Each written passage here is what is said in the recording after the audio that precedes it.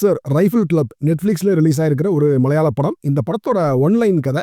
இந்த ரைஃபிள் கிளப்ங்கிறது வயநாடுல இருக்கக்கூடிய ஒரு கிளப். இந்த கிளப்ல ஒரு நார்மல் கிளப்ல பண்ற மாதிரி சீட் ஆடுறது, ஜாலியா நைட்டு தண்ணி அடிக்கிறது, அப்படியே கூடி கும்மி அடிக்கிறது, நிறைய விஷயங்கள் பண்ணுவாங்க. ஆனா இத தாண்டி இந்த கிளப்போட ஸ்பெஷாலிட்டி என்ன அப்படின்னா, இங்க இருக்கிற எல்லாருமே ப்ரொஃபஷனலான கன் ஷூட்டர்ஸ்.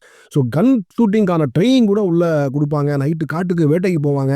இந்த கிளப்ப நடத்துறதே ஒரு 30, 40 டிக்கெட் உள்ள இருக்கவங்க எல்லாருமே ஒரு எக்ஸ்டெண்டட் ஃபேமிலி மாதிரி தான். அதுல ஒரு சமயக்கார அம்மா தவிர உள்ள இருக்க அத்தனை பேரும் ஆண்பால், பெண்பால், ஆவின் பால்னு எல்லாருமே கன் எடுத்தாங்கன்னா பிஸ்து.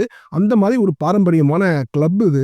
இப்போ இந்த கிளப்புக்கும் அனுராக் காஷ்யப்புக்கும் ஒரு பஞ்சாயத்து வருது. அனுராக் காஷ்யப் பேசிக்கலி யாருன்னா, அவரு மேங்களூர்ல ஒரு பெரிய கன் ட்ரேடர். அவருக்கு முத்துக்கு முத்தா 2 பசங்க. எப்படிப்பட்ட பசங்க அப்படின்னா, மூத்தவன் ஊதாரின்னா, இளையவன் நாதாரி அப்படிங்கிற ரேஞ்சுக்கு அந்த கேடுகட்ட பசங்கனால அனுராக் காஷ்யப்புக்கும் இந்த ரைஃபிள் கிளப்புக்கும் ஒரு சண்டை வருது. இந்த 2 கேங்குக்கும் நடக்கிற ஒரு கன் ஃபைட் தான் மிச்ச கதையே. ஸோ கதையா எதுவும் புதுசா கிடையாது. 2 கேங்குக்குள்ள உள்ள சண்டை தான் இந்த மொத்த படமே. ஸ்க்ரீன் பிளே கூட ப்ரெடிக்டபிளா தான் இருக்கும். ஒரு கட்டத்துக்கு அப்புறம் யார் ஜெயிக்க போறா அப்படிங்கிறதெல்லாம் நமக்கு தெரிஞ்சிடும். இருந்தாலும் எனக்கு இந்த படம் பெரும்பாலும் சுவாரஸ்யமா தான் இருந்துச்சு. அதுக்கு காரணம் கதையா ஒன்றும் புதுசா இல்லைன்னா கூட அந்த கதை களம் புதுசா இருந்துச்சு. இந்த மாதிரி கன் ஷூட்டிங்கான ஒரு கிளப்பு, அங்க நடக்கிற ட்ரைனிங்கு, காட்டுக்கு வேட்டைக்கு போறது, அந்த மாதிரி விஷயங்கள்லாம் பார்க்க ஃப்ரெஷ்ஷா இருந்துச்சு.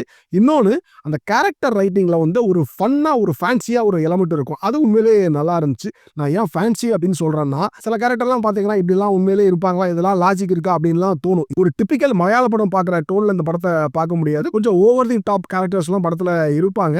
இருந்தாலும் படத்துல ஒரு ஃபன் இருக்கும். இப்போ ஒரு எக்ஸாம்பிள் சொல்லணும் அப்படின்னா, அனுராக் காஷ்யப் அவர் பையன்ட்ட ஃபோன்ல பேசுற மாதிரி ஒரு காட்சி வரும். அவர் பையன் அவங்க அப்பாட்ட நான் இப்பவே அந்த கிளப்புக்குள்ள போய் இருக்க எல்லாரையும் சுட்டு கொல்ல போறேன் அப்படிமா. அனுராக் காஷ்யப் கெஞ்சுவாரு, தம்பி அவசரப்படாதப்பா, நான் வந்துடுறேன். நான் வந்ததுக்கு அப்புறம் 2 பேரும் சேர்ந்து போய் உள்ள ஷூட்டிங் பண்ணலாம் அப்படின்னு கெஞ்சுவாரு. பையன் கேட்கவே மாட்டாப்ல. அப்போ அனுராக் காஷ்யப் ஒரு டயலாக் சொல்லுவாரு, தம்பி முதல்ல உனக்கு பொண்ணு சப்ளை பண்ணது யாரு? தம்பி முதல்ல உனக்கு ட்ரக்ஸ் சப்ளை பண்ணது யாரு? உனக்கு முதல்ல ஃபாரின் பொண்ணு சப்ளை பண்ணது யாரு? எல்லாம் அப்பா தானே. அந்த அப்பா யாரு? நான் தானே. அப்ப நான் சொன்னா நீ கேட்கணுமா இல்லையா? அப்படிங்கிற மாதிரி ஒரு டைலாக். செம்ம ஃபன்னான சீன் அது. இந்த மாதிரி பல இடங்கள்ல ரொம்ப சீரியஸான காட்சியா இருக்கும். பட் அது மாதிரி ஒரு டிஃபரெண்டா ஃபன்னா ஒர்க் அவுட் ஆகும். இந்த மாதிரி காட்சிகள் படத்துல நிறைய ஒர்க் அவுட் ஆயிடுச்சு. அதே மாதிரி சில மாஸ் காட்சிகள் கூட நல்லா இருக்கும். அதாவது மாஸ் ஆக்டர்ஸ்லாம் யாரும் கிடையாது. பட் அந்த சிச்சுவேஷனே மாஸா இருக்கும். அப்படியே ஜிப் லைன்ல ஷூட் பண்றது, ஒருத்தர் ஒரு ப்ரொஃபஷனல் ஷூட்டர் அப்படியே பைக்லேயே எல்லாரையும் ஷூட் பண்ற மாதிரி ஒரு காட்சி இருக்கும். அது எல்லாமே சூப்பரா இருக்கும். ஜென்ரலாவே அந்த கன் ஷூட்டிங் சம்பந்தப்பட்ட காட்சிகள்லாம் அட்டகாசமா எடுத்திருந்தாங்க. 2 பேருடைய பெர்ஃபார்மன்ஸ் சொல்லியே ஆகணும். ஒன்னு அஃப்கோர்ஸ் அனுராக் காஷ்யப். அவர் ஸ்க்ரீன்ல வந்தாலே அப்படியே பட்டாசா இருக்கும். செம்மையா பெர்ஃபார்ம் பண்ணியிருந்தாரு. 2வது கிட்டத்தட்ட அவர் தான் ஹீரோ. அந்த கிளப்புடைய செக்ரட்டரி திலேஷ் போத்தன், அவருமே சூப்பரா பண்ணியிருந்தாரு. அவருக்குமே சில மாஸ் டயலாக்ஸ்லாம் இருக்கும். ஒரு கன் பாயிண்ட்ல அனுராக் காஷ்யப் கேட்பாரு, உனக்கு குழந்தெல்லாம் இருக்கா அப்படின்னு. அப்போதான் அவங்க ஒய்ஃப் கன்சீவ் ஆயிருப்பாங்க. அப்படியே யோசிச்சுக்கிட்டு சொல்லுவாரு, லோடிங் அப்படிம்பாரு. அந்த சீனா இருக்கட்டும், அந்த காட்டு பண்ணியை வேட்டையாடுறதுக்காண்டி காட்டுக்குள்ள போவாரு. அந்த சீன்லாம் சூப்பரா பண்ணியிருந்தாரு.